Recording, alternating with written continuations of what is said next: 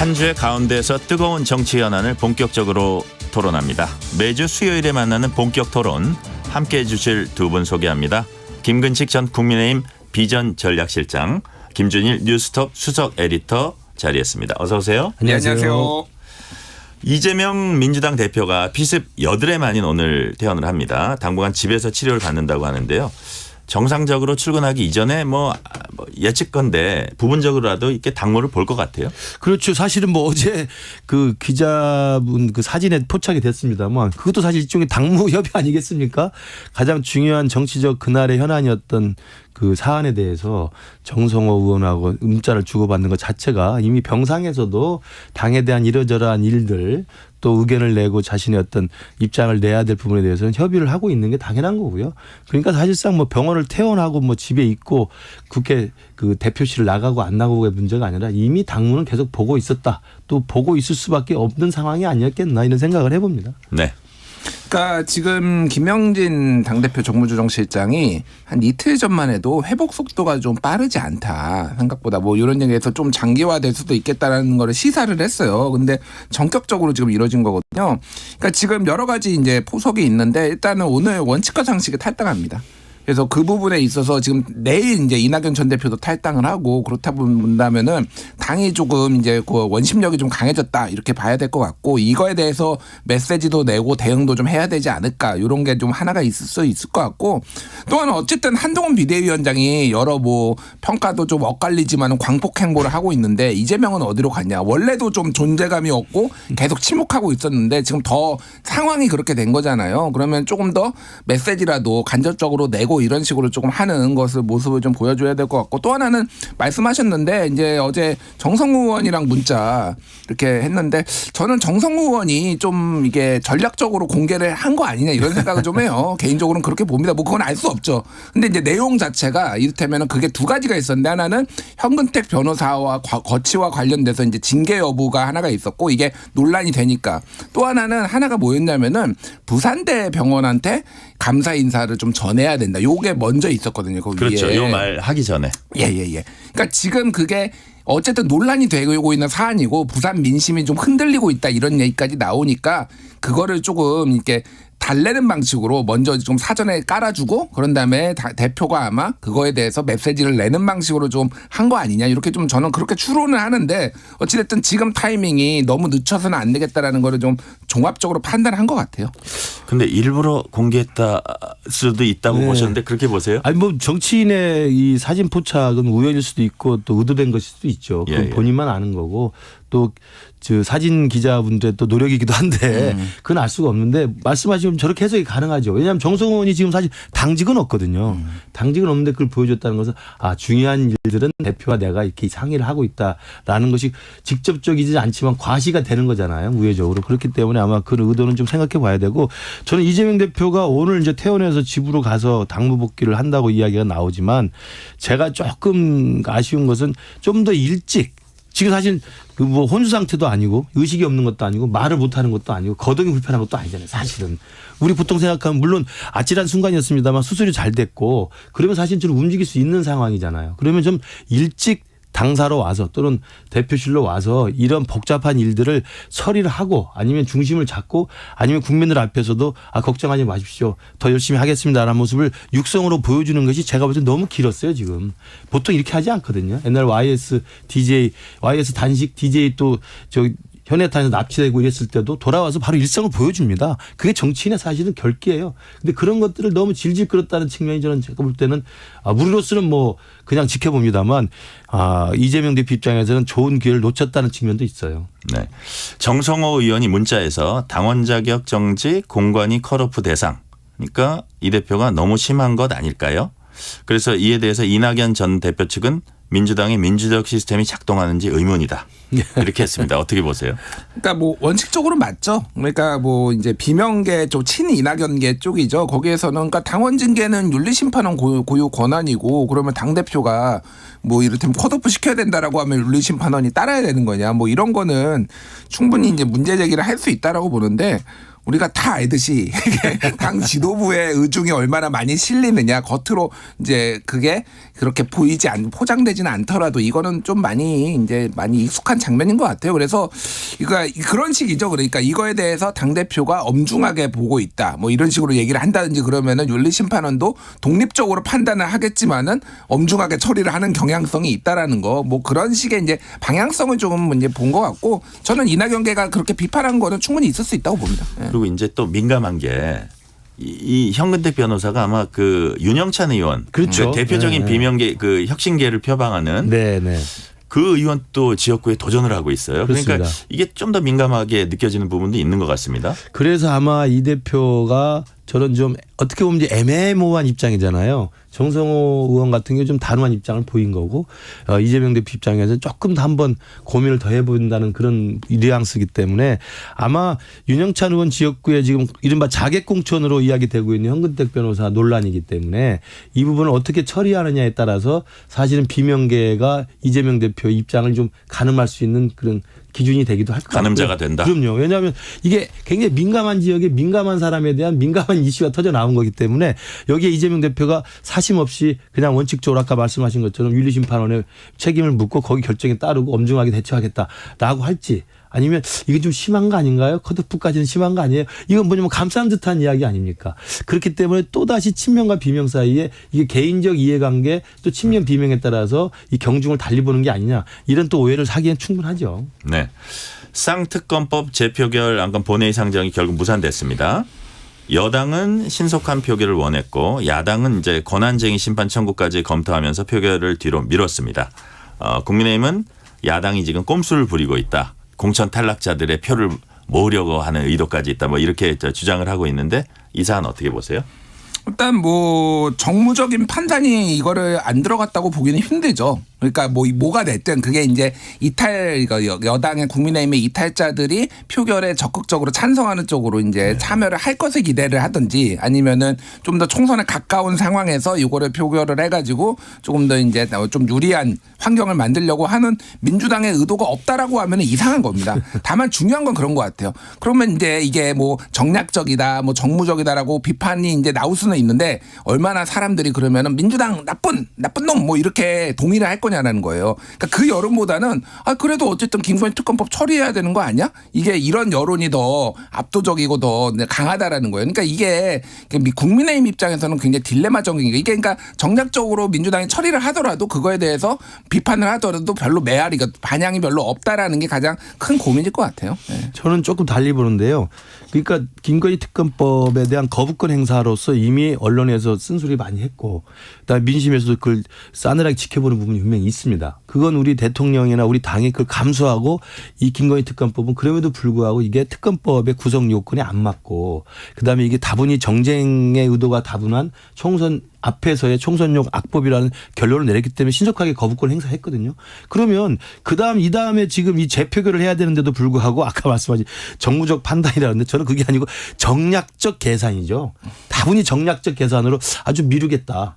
권한쟁의 심판으로 질질 좀 시간 끌면서 이슈를 계속 살려나가고 2월 달 뭐 지나가지고 공천 지나면서 조금 불만이 있는 사람까지 확대해서 이 부분을 좀 질질 끌겠다는 의도가 명백해 보이잖아요. 그러면 저는 첫 번째 김건희 특검법에 대해서 우리가 거부권 행사한 건 우리가 좀 부정적인 의견이 있었다고 칩시다. 그러면 2단계에 와서 지금 두 번째 국면에 와서 그래서 빨리 신속하게 재표결을 하는 게 관례인데 그걸 질질 끌어서 끝까지 안 하겠다고 하는 그 정략적 다분히 정략적 의도는 국민들이 또다시 제가 볼 때 판단할 거라고 보고요. 제가 보기에는 그렇습니다. 아니 특검법을 하자고 신속 처리 안건 이른바 패스트 트랙에 올린 게 민주당 아닙니까? 근데 지금 와서 왜 질질 끌죠?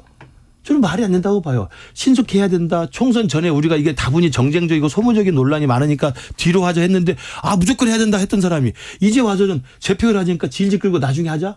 이건 국민들이 볼 때 정말 다분하게 이건 정치적 의도구나라고 판단할 거라고 봅니다.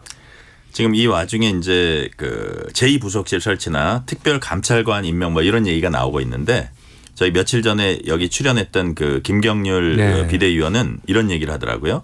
제2부속실 설치나 특별감찰관 임명 외에 플러스 알파가 필요한 것 같다. 국민들에게 좀 공감을 얻으려면. 플러스 알파가 뭐가 있을까요? 이제 많이들 이야기하는 게 이제 대통령이 신년 기자회견을 지금 할지 정해지지 않았습니다만 어떤 형식으로든 할 가능성이 높다고 보고 그러면 대통령이 직접 기자회견에 나와서 그 국민들 앞에 이 문제에 대해서 진솔한 입장을 좀 내고 이해를 구한다. 그렇죠. 사과할 건 사과하고 예. 그다음에 양해를 구하고 이 부분은 이렇게 앞으로 하겠습니다라는 이야기를 대통령이 육성으로 하는 것은 지금 말씀하신 제도적인 개선 보완 장치보다 훨씬 더 높은 수준의 이제 해법이 되는 거죠. 저는 그 이야기를 많이 하고 있는데 저는 거기에 플러스 좀 더 이제 김경일 회계사의 그 속마음은 알 수가 없습니다만 네네. 더 플러스 알파라는 것은 뭐 지난번 대선 때를 우리가 견뎌보면 그때도 허위 학력 경력 논란이 막 나왔을 때 결국 김건희 여사가 나와서 직접 기자회견 했지 않습니까? 그래서 사과하고 좀 더 돋보이려고 했던 것이 화근이 되었다. 그래서 사과하고 내조에만 충실하겠다. 조용한 내조만 하겠다 했던 거 아닙니까? 다시 또 만약에 그래도 국민들의 민심이 가라지 않는다면 아마 더 필요한 특단의 플러스 알파라는 것은 본인이 직접 나와서 국민들께 이해를 구하고 사과하는 것도 아마 또 고민거리가 되지 않을까 생각을 해봅니다. 네. 그 어제 국민의힘 비공개 중진 연석회의 3선 이상 20여 명이 모여가지고 지금 소위 말하는 김건희 리스크를 얘기를 했다라는 거잖아요. 어제 이제 언론 보도도 나왔는데 그러니까 이게 좀 정확하게 말을 못 하고 있는데, 그러니까 최근에 그 이제 언론 보수 언론 특히 이제 칼럼들을 보면은 굉장히 세게 나오고 있어요. 예를 들면은 이하경 대기자 전 주필이죠. 중앙일보 주필 같은 경우에는 읽어드릴게요 제가. 이것만으로는 부족하다. 특별감찰관이나 뭐 이제 부속실만 부족하다. 대선 공약대로 특별감찰관 임명하고 해외 순방 중 김건희 여사 명품 쇼핑, 명품백 수수, 인사청탁, 서울 양평고속도로 노선 변경 등 배우자 관련 의혹을 빠짐없이 철저하게 조사해야 된다. 이게 이제 보수 언론 쪽에서 나오고 있는 거예요. 그러니까 이거가 얼마나 지금 블랙홀이고 총선에 지금 악영향을 끼칠지를 지금 언론들이나 선수들은 다 보고 있는 거죠. 근데 국민의힘 내부에서는 말을 못 하고 있고 한동훈 비대위원장은 꿈쩍도 안 하고 있고 어제도 기자들이 김건희 여사 이제 리스크 물어보니까 답변 안 하겠습니다라고 거의 도망가다시피 했다라는 거예요. 그러니까 이게 지금 한동훈 리스크가 사실은 김건희 리스크하고 한동훈 리스크가 지금 돼가고 있다. 이거에 대해서 어떤 입장을 취할 것인가가 굉장히 중요해졌다. 이렇게 봐야 될 것 같아요.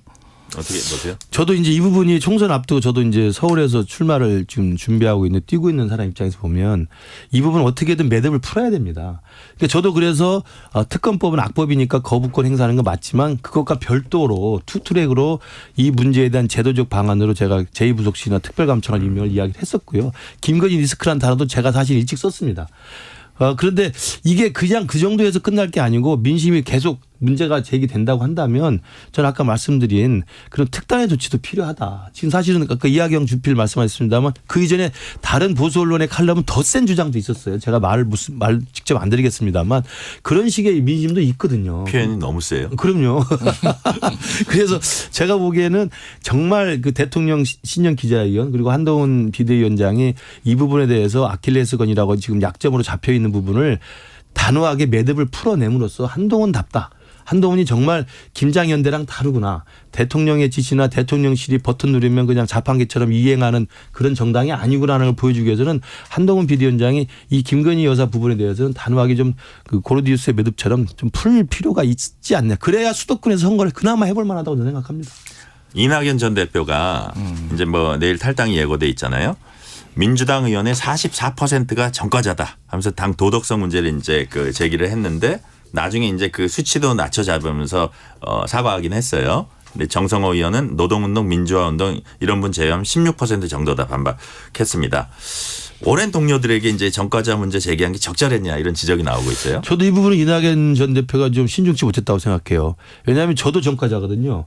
그 학교 다닐 때 학생운동에서 국가보안부로 갔다 왔기 때문에. 그러면 그런 게 다 전과자의 44%라고 하면 누가 그게 동의할 수 있겠어요. 거기에 파렴치범, 뭐 성비위, 뭐 사기 횡령, 뇌물죄 이런 등등의 그 죄로 어떻게 전과자가 됐다면 진짜 손가락질 받아야 되지만 그 민주당이든 우리 국민의힘이든 사실은 당시에 민주화 과정에서 했던 분들도 있거든요. 뭐 이런 걸 생각지 않고 그냥 단순한 많죠. 수치로 그럼요. 네. 단순한 수치로 44%라고 하니까 거의 절반이잖아요. 절반이 다 도둑놈들이야? 이렇게 되는 효과가 있어요. 착시 효과가 있어서 평소에 굉장히 신중했던 분이 왜 이런 실수를 했는지 모르겠고 제가 뒤에 보니까 또 사과를 한 걸로 제가 알고 있습니다. 네네. 그렇다고 한다면 제가 느끼기에 이낙연 전 대표가 지금 굉장히 지금 급하다. 급하고 뭐 탈당도 지금 눈앞에 있고 또 원칙과 상식하고도 문제도 해결해야 되고 또 밖에 저 빅텐트를 어떻게 해야 될지 지금 복잡하고 급하기 때문에 말씀이 조금 여과 없이 나온 게 아닌가 좀 자중하실 필요가 있다고 생각합니다. 요거는 좀 정확하게 팩트 체크를 할 필요가 있어요. 어디에서 이게 자료가 나왔고 수치가 어떤지. 이게 그러니까 어디에서 나온 거냐면은 경실련이 이제 공개를 한 거예요. 그래서 작년 7월 25일에 이제 경실련이 공개를 했는데 2020년 총선 직전에 이때 이제 후보자들 있잖아요. 그때 이제 전과 기록도 다 공개가 되니까 그거를 다 수집을 해가지고 분석을 해서 이제 공개를 한 건데 정확하게 국회의원 당선자 중에 전과가 가진 사람이 민주당 전체 국회의원 165명 중에 41.2%다. 그러니까 44%가 아니라 41.2%다. 약간의 이제 어디에서 이거를 본 것 같은데 이낙연 대표가 정확하게 수치를 얘기 안 했다라는 걸 말씀을 드리고 근데 말씀하셨다시피 여기에서 이제 민주화 운동 이런 거를 빼고 노동 운동 이런 거를 빼고 보면은 소위 말해서 이제 음주운전 뭐 이런 거잖아요. 그게 민주당이 165명 중에 27명 그래서 16.4 그리고 국민의힘이 100명 중에 19명에서 19% 그래서 양당이 16%와 19% 정도 있다라는 거예요. 그러니까 저는 뭐 김근식 의원 그 교수님의 말씀이 맞는데 뭐 이렇게 전과가 많습니까? 노동운동 빼고도 16%면은 이거 7명 중에 1명은 지금 뭐 음주운전 했거나 뭐 많다라는 거 아니에요? 사기 무슨 사기 전과 무슨 건설업법 건축법 뭐 민생범죄가 10건이고요. 공직선거법 위반도 9건이나 있고요. 무슨 사기 횡령 재산범죄가 3건이나 있습니다. 그러니까 저는 뭐 이낙연 대표가 좀 오버했다라고 보지만은 아니 국회의원들이 이렇게 전과가 많은 사람들이 이게 들어오는 게 맞냐 좀 근본적인 좀 얘기를 좀 해볼 필요는 있을 것 같아요. 네. 네. 어제 양양자 의원 출판 기념회에서 제3지대 주요 인사들이 모였습니다. 이낙연, 이준석, 금태섭 등등. 이른바 제3지대 이제 빅텐트론 거론되고 있는 성사 가능성 어떻게 보세요? 지금 그게 지금 여야 간의 최고의 관심사죠. 저는 이 네 분이 어제 한 자리에 모인 거가 이제 앞으로 빅텐트라고 하는 큰 의미의 연합과 제휴 연대를 넘어서 같은 당으로 결합할 수 있을까? 이게 이제 총선을 앞두고 여야에 지금 촉각에 곤두서 있고 그게 성사된다면 계산법이 복잡해집니다. 사실 저희들도 사실 현장에서 뛰는 사람도 그렇고요. 네. 그런데 저는 개인적으로 아직까지는 제 느낌에 이낙연 대표 원칙과 상식이 같이 결합할 수 있다는 가능성은 항상 열려 있다고 봐야죠. 결이 같은 사람들이니까. 그리고 금태섭 양양자 이분들은 일찍부터 제3지대에서 이른바 새정치를 하겠다고 나왔던 분들이니까 또 그분 결을 같이 하는 분들입니다. 그다음에 이준석 대표는 아시는 것처럼 이른바 우리 국민의힘에서 뛰쳐나가면서 반윤 윤석열 대통령을 비판하면서 사실 밖에 나가서 반윤의 기치를 들고 지금 당을 만드는 분이란 말이에요. 그러니까 새 그룹이 사실상 결과 그다음에 정체성과 노선과 가치와 깃발이 조금씩 다릅니다. 저는 그런 면에서 과연 이 새 깃발을 든 이 그룹들이 과연 하나로 합칠 수 있을까는 여전히 의구심이고 또 하나 제가 이제 누차드립니다만 거기에 중심이 되는 게 가장 높은 지지율은 이준석 신당이잖아요. 그러면 이준석 신당이 가장 높은 지지율이면 정석대로 한다면 가장 높은 지지율을 가진 이준석 신당 중심으로 뭉쳐야 되는 게 정치 어법이 맞습니다. 그런데 과연 이준석 신당의 이준석의 깃발에 이낙연 대표, 금태섭 의원 이런 분이 들어갈 수 있을까요? 저는 그건 아니라고 봅니다.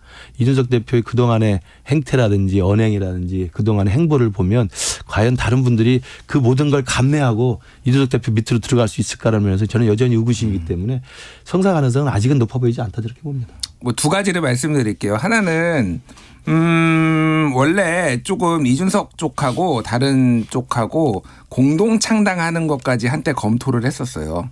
예, 그게 얘기가 좀 나오다가 각자의 정치 일정이 너무 안 맞는 거예요. 예를 들면은 지금 이재명 대표 피습당하고 원칙과 상식이나 이쪽에서 탈당도 늦어지고 그러니까 이준석 대표는 어쨌든 지금 이준석 신당 개혁신당은 이미 당원까지 4만 6천 명 모으고 막 이런 상황이잖아요. 속도가 안 맞고 여러 가지 이제 공동창당의 난항도 뭐 등등등 뭐 말씀하신 것처럼 이제 그런 것 때문에 그게 사실상 무산되고 각계약진을 지금 하고 있는 상황이고 2월 중순쯤에 아마 좀 더 구체적인 게 이제 모습이 될 것 같아요.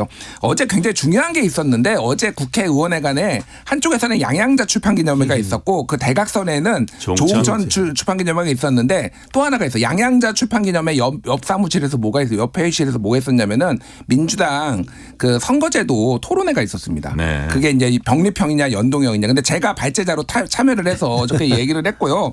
오늘 동아일보 지금 기사가 나왔는데 제목이 이겁니다. 야권 그러니까 민주당이죠. 당 분열 위기에 준연동형 유지 선회.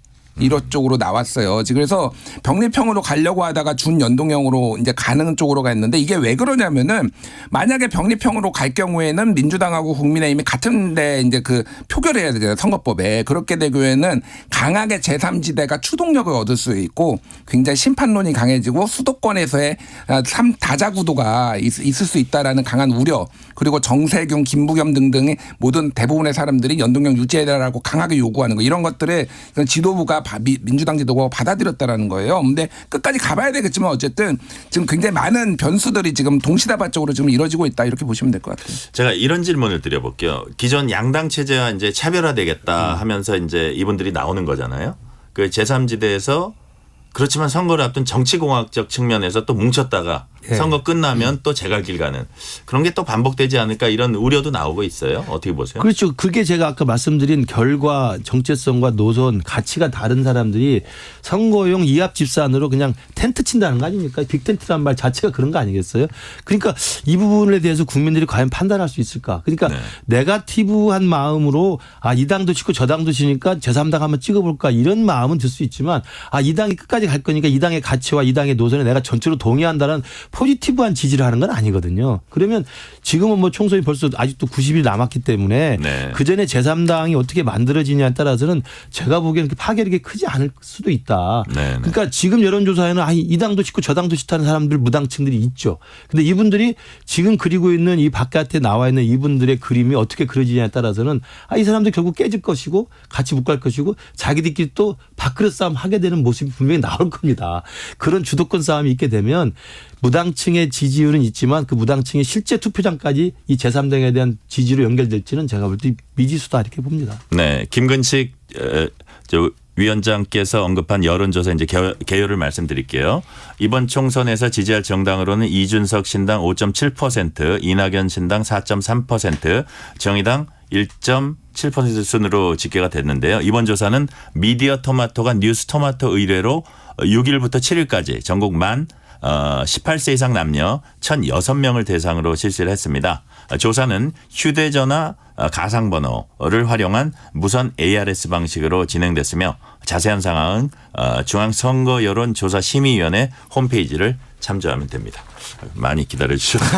저 때문에 괜히 시간을 잡았어요.